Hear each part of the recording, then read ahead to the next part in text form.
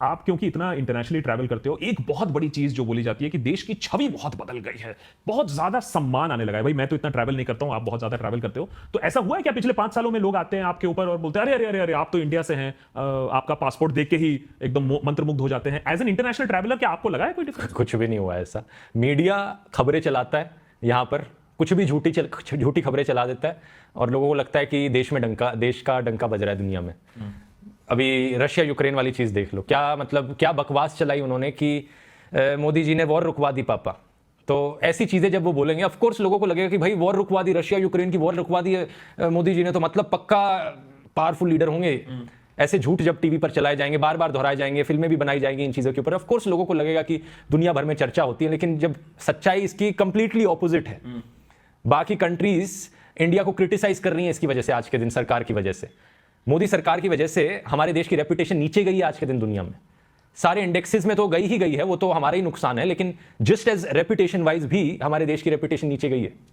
Okay so और यहां पर मैं ये भी कहना चाहूंगा कि जब आपका लड़का है, आपका बेटा है ना, अगर वो ड्रग्स करता है, मान लो वो उसको गंदी आदतें लग जाती हैं, शराब पीने लग जाता है, अल्कोहल एडिक्ट बन जाता है, तो आप क्या करोगे?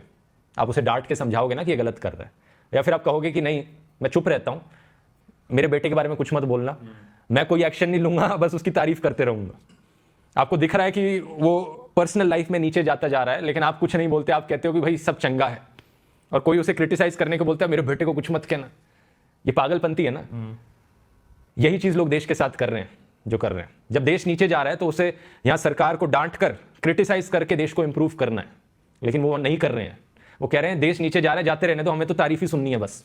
क्योंकि उनका मानना है कि हमने किसी को वोट दिया तो हम उनके खिलाफ नहीं बोल सकते। आपने अपने बेटे को जन्म दिया है आप अपने बेटे को डांटते हो कि नहीं डांटते? या ये बोलोगे कि मैं अपने बेटे के खिलाफ कुछ नहीं बोल सकता क्योंकि मैंने उसे जन्म दिया है, भाई मेरा बेटा है, वो जो वो करेगा मैं अंधाधुंध उसे सपोर्ट करूंगा। वो ड्रग्स लेता है, ड्रग्स लेने दो।